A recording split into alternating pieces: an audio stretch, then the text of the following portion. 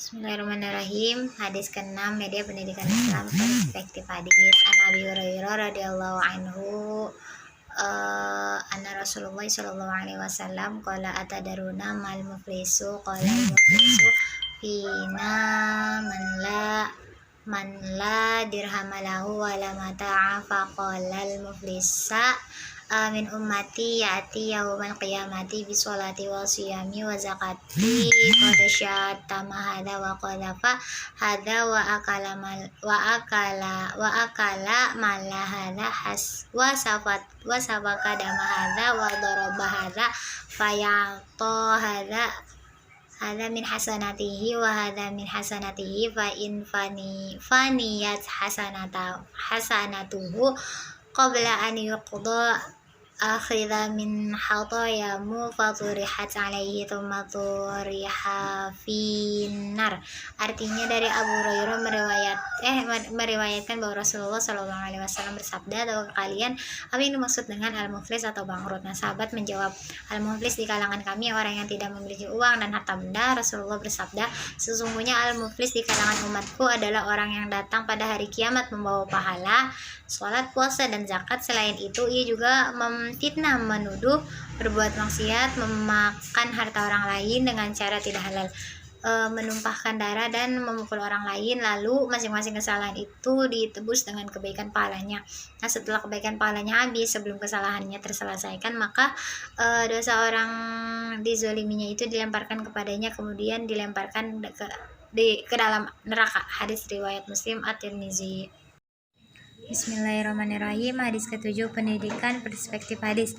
An Abdillah bin Amri anna Rasulullah sallallahu alaihi wasallam marwa bima jalisaini fi masjidihi faqala kilahuma ala khairi wa ahaduma afdalu min sahibihi amma haula'i fa yad'una Allah wa yuragibuna ilaihi fa in syaa a'tahum wa in syaa mana'ahum wa amma huwala'i fa yata'allamuna al-fiqha wal ilma wa yu'allimuna al-jahila fahum afdalu wa innama bu'ithu mu'allima qala thumma jalasa fihim wa hudarmi.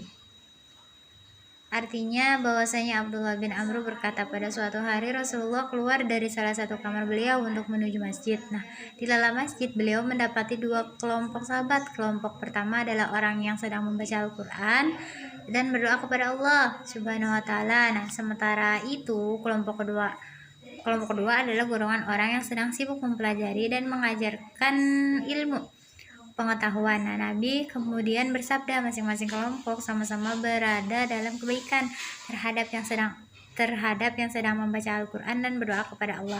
Nah, maka Allah akan mengabulkan doa mereka jika Dia menghendaki. Begitupun sebaliknya, doa mereka tidak akan diterima oleh Allah jika Dia tidak berkenan mengabulkan doa tersebut. Nah, adapun terhadap golongan orang yang mengajar, mereka sedang mempelajari ilmu dan mengajar orang yang belum tahu.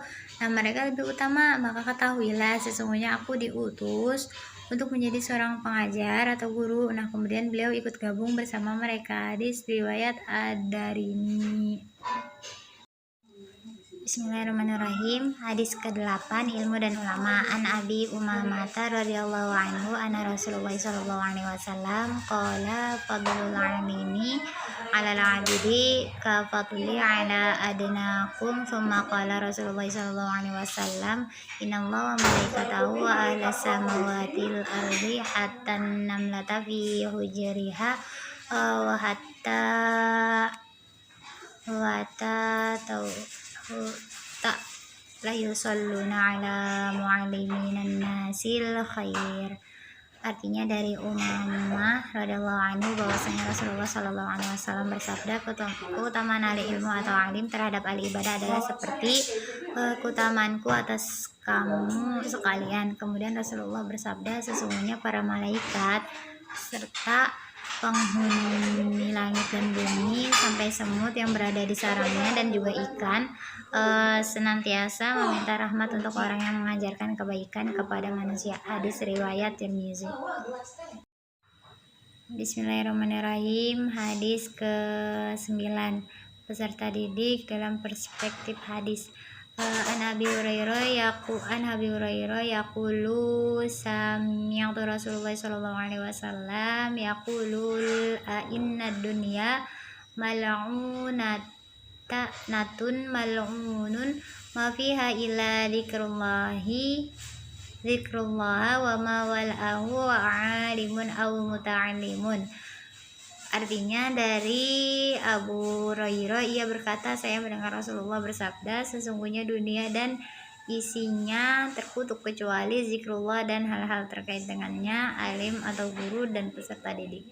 Hadis riwayat At-Tirmizi.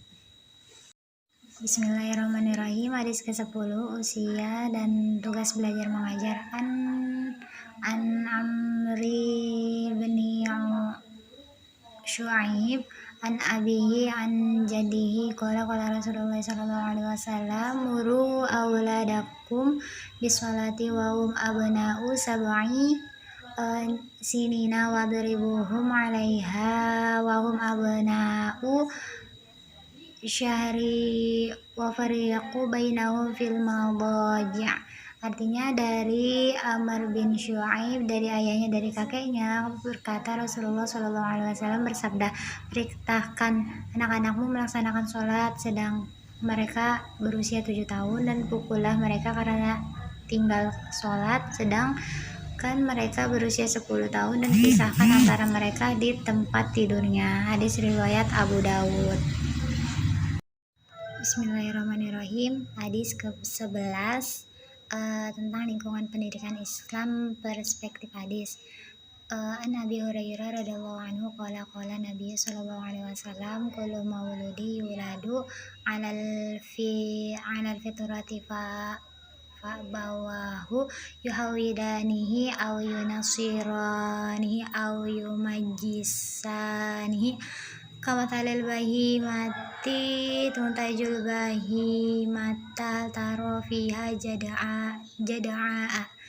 Artinya, dari Abu Hurairah radhiyallahu anhu berkata, Nabi sallallahu alaihi wasallam bersabda, setiap anak yang dilahirkan adalah dalam keadaan suci, maka kedua orang tuanya lah yang membuatnya menjadi Yahudi, Nasrani atau Majusi.